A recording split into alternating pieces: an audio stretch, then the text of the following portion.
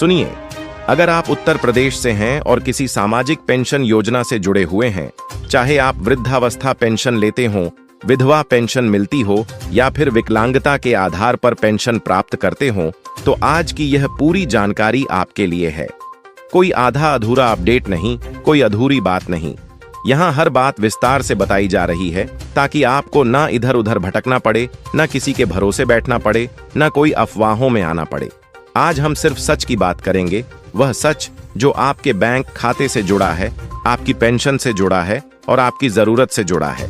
सबसे पहले यह समझिए कि अप्रैल, मई और जून ये 3 महीने बहुत से लाभार्थियों के लिए भारी पड़े हैं। कई लोगों के मन में यह सवाल लगातार चल रहा है, क्या अप्रैल और मई की पेंशन मिलनी बाकी है? और अगर हाँ, तो कब मिलेगी? जून की पेंशन कब आएगी? क्या तीनों महीनों की पेंशन एक साथ मिलेगी?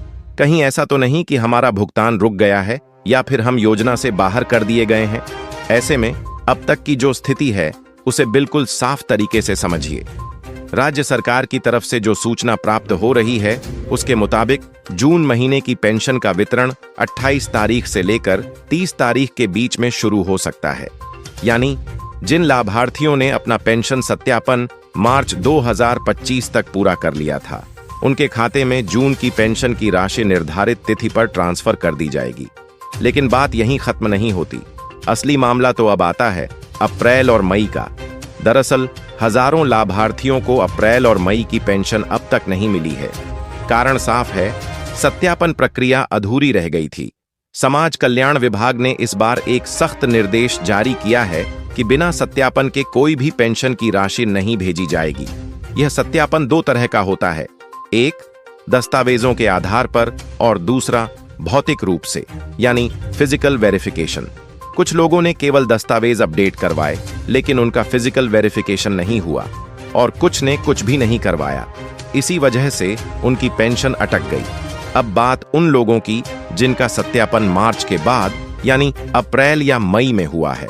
उन्हें अप्रैल, मई और जून की पेंशन एक साथ जून में मिलने की संभावना है। हाँ, कुछ लोगों को सिर्फ अप्रैल और मई की पेंशन मिलेगी अगर जून की प्रोसेसिंग बाद में हुई तो। लेकिन अगर तीनों महीनों की फाइल पास हो जाती है तो तीनों महीनों की राशि एक साथ खाते में आने की पूरी संभावना है। अब सवाल यह आता है, राशि कितनी मिलेगी? तो पेंशन राशि वही है जो पहले निर्धारित थी। वृद्धावस्था पेंशन 1000 रुपये प्रतिमाह, विधवा पेंशन 500 रुपये प्रतिमाह और विकलांग पेंशन 1000 रुपये प्रतिमाह। कुछ लोग कह रहे हैं कि सरकार ने राशि बढ़ा दी है, लेकिन ऐसा कोई भी ऑफिशियल ऑर्डर अब तक सामने नहीं आया है। अगर किसी को ज्यादा या कम राशि मिली है तो जरूरी है कि वह अपने नजदीकी पंचायत समिति, नगर पालिका या लोक सेवा केंद्र पर जाकर स्टेटस चेक करवा लें। कुछ लोग सोचते हैं कि बैंक से पैसा खुद ब खुद आ जाएगा, लेकिन यह जरूरी नहीं है। कई बार ऐसा होता है कि लाभार्थी का खाता बंद हो जाता है या उसमें आधार लिंक नहीं होता या IFSC कोड बदल गया होता है। ऐसे में DBT फेल हो जाता है और पैसा वहीं रुक जाता है। इसलिए अगर आपको अप्रैल, मई या यहां तक कि जून की पेंशन अब तक नहीं मिली है तो सबसे पहले आप यह कंफर्म करिए कि आपका बैंक खाता चालू है, आधार से लिंक है और NPCI मैपिंग में एक्टिव है। अब एक और जरूरी बात, कुछ लोग सत्यापन के नाम पर लोगों से पैसे वसूलते हैं। अगर कोई आपसे कहे कि रुपये 100 या 200 दे दो और मैं पेंशन चालू करवा दूंगा, तो तुरंत सतर्क हो जाइए। सत्यापन पूरी तरह मुफ्त सेवा है।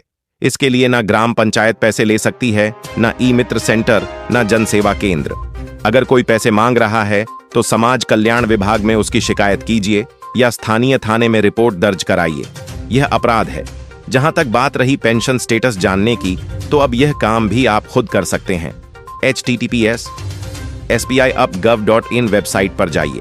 वहां अपना जिला, ब्लॉक, ग्राम पंचायत, नाम या पेंशन ID डालिए और देखिए कि पेंशन कब तक मिली है, किस खाते में ट्रांसफर हुई है और आगे की स्थिति क्या है।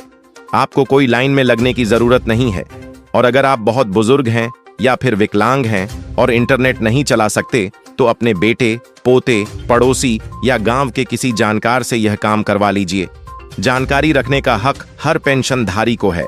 अब अगर हम पूरे मामले को एक लाइन में समेटें तो बात यह बनती है, जिन लोगों ने मार्च तक सत्यापन पूरा कर लिया था उन्हें जून में नियमित रूप से पेंशन मिली।